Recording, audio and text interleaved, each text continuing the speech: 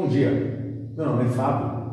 Nós vamos discutir hoje nessa videoaula uma doença chamada contratura de Dupuytren e uma técnica não invasiva que nós reumatologistas podemos lançar mão, chamada aponeurotomia percutânea com agulha.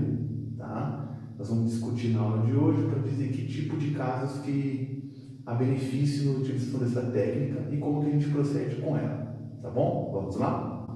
Bom, em que consiste a doença de Dupuytren? É uma alteração fibroproliferativa de causa desconhecida, em que miofibroblastos se proliferam e começam a depositar colágeno, formam verdadeiras bandas de colágeno na face palmar e nas suas ramificações, causando cordas de retração.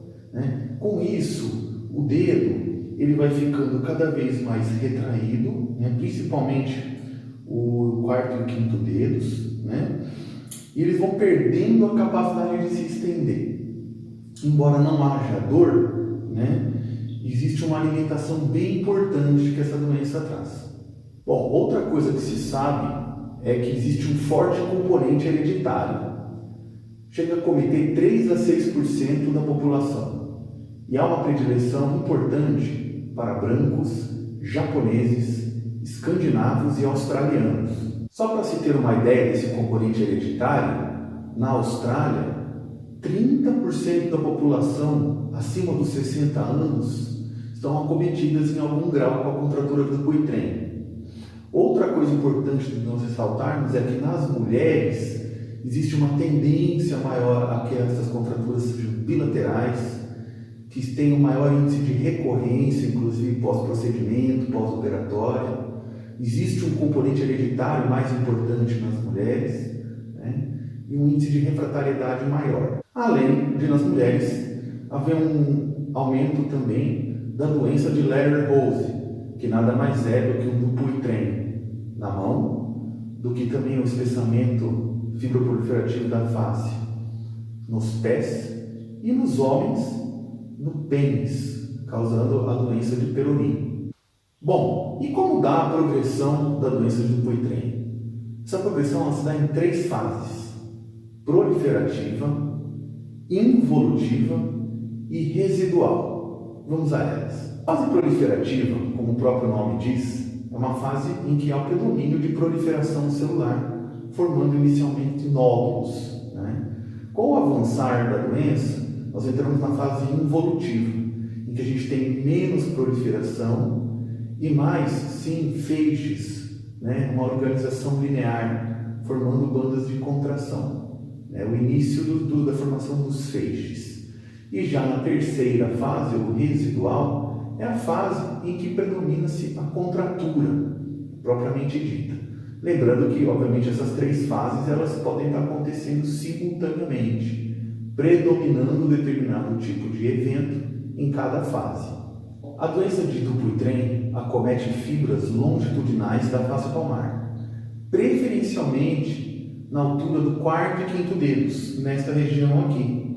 Como vocês viram na figura, o dedo tende a perder a extensão e ficar fletido o quarto e o quinto dedos, com aquelas bandas de contração que não são tendões, que são espessamentos da fáscia. E quais são elas? São as bandas pré-tendinosas, o ligamento natatório e o ligamento transverso superficial. E quais seriam os fatores predisponentes? Os mais clássicos são o diabetes, o etilismo crônico, o uso de barbitúricos, o uso da isoniazida, o uso de inibidores de metaloproteases, no caso de algumas neoplasias, as algoneurodistrofias e os traumatismos. Bom, com relação à técnica da aponeurotomia percutânea com agulha, quem são os pacientes que nós vamos fazer? Como que nós vamos fazer e por que essa técnica? Bom, os pacientes elegíveis para a aponeurotomia percutânea com agulha são os pacientes de casos leves a moderados. A técnica consiste basicamente em fazer cortes longitudinais nessas bandas de tensão, nessas fibras, como nós vamos discutir adiante. E são técnicas baratas, sem incisões, então, consequentemente, com menor risco de infecção, com uma recuperação mais rápida e, de certa forma, de rápida execução, né? Bom, vamos então apresentar um caso clínico para poder discutir a técnica propriamente dita. Bom, vamos falar de uma paciente do sexo feminino de 48 anos, com uma síndrome metabólica atualmente controlada, com 3 anos de história de retração, tá? Com acometimento do 4º dedo da mão esquerda, não tem acometimento na outra mão e nem nos pés, né? Lembrando que não classifica aquele quadro típico das mulheres, né? Que é a bilateralidade, recidiva, etc. e tal. Também é uma moça que não usa nenhuma das drogas predisponentes, né? E por fim podemos dizer que ela não usa anticoagulantes, que nos deixa mais tranquilos para a execução da técnica. Então, inicialmente, nós fazemos uma asepsia local, né? Depois fazemos uma infiltração com agulha de insulina mesmo, ao longo da pele, tá? Com uma solução de bupivacaína e metilprednisolona. 4 de bupivacaína para 1 de metil, né? E com isso, com essa solução, nós vamos anestesiando ao longo de toda a zona de contração, anestesiando a pele, lembrando que o espessamento da fáscia não tem terminações nervosas, portanto ele é indolor, né? Após toda a asepsia e após toda a anestesia feita, nós procedemos com a técnica propriamente dita. Então, nós vamos selecionar pontos de maior tensão, né? E vamos utilizar o bisel da agulha, que deve ser uma agulha calibrosa.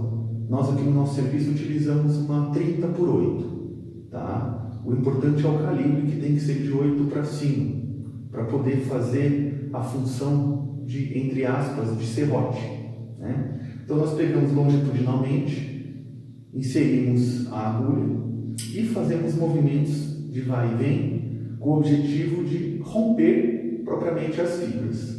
Com esses movimentos, nós podemos perceber que as fibras estão sendo rompidas até pelo som que elas fazem, né? É um som bem audível, bem característico. E como saber se nós estamos pegando o feixe vasculo-nervoso ou eventualmente os tendões, que seriam estruturas mais profundas? Primeiramente, lembrar que a inserção deve ser de 0,3 a 0,5 milímetros, que é isso que eu tenho preconizado, 0,5 para a mão, 0,3 para o dedo. Tá, mas como ter certeza? Muitas vezes, se ficarmos na dúvida, pedimos para o paciente mexer o dedo, enquanto a agulha está lá posicionada. Quando o paciente mexe o dedo com a agulha lá posicionada, se não estiver no tendão, a agulha não vai mexer. Se a agulha estiver no tendão, que é algo que nós não queremos, a agulha vai mexer conforme ele mexe o dedo. Outra coisa que normalmente quando se acomete os planos profundos, o paciente tem dor, coisa que enquanto está sendo manipulada apenas a face, o paciente não tem. Então selecionamos um ponto, tentamos quebrar longitudinalmente essas fibras. Depois nós avançamos aproximadamente aí meio a 1 centímetro, tá? Meio milímetro a 1 centímetro, meio centímetro a 1 centímetro. Nós avançamos e promovemos outro corte, outro plano de corte. Nisso, acabamos por promover uns 5, 6 pontos de corte. Quando você faz os 5, 6 pontos de corte, você consegue liberar várias zonas de tensão. E você prepara o paciente para o final da técnica, que é o da hiperextensão, né, ou da extensão forçada. Nesse momento, o paciente tem que estar ciente que ele vai ouvir um barulho, um clique alto, mas que isso faz parte da técnica, e você não está quebrando a mão dele, tá joia? Isso faz parte da técnica, como nós podemos ouvir no vídeo, né? Depois de liberado, o paciente vai ser capaz de estender a mão, né? De mexê-la. E o que nós fazemos? Nós fazemos um curativo, tá? Depois nós passamos uma faixa e pedimos para que o paciente fique com essa faixa por 48 horas. Após essas 48 horas, o paciente está liberado para retirar essa faixa, né? Vai tomar as medidas de higiene padrão, tá? E por um mês ele vai usar uma órtese noturna para dormir. Após isso, vida normal, vida que se segue. Bom, gente, espero que tenham aproveitado o vídeo, tá? Um grande abraço a todos e até o próximo vídeo.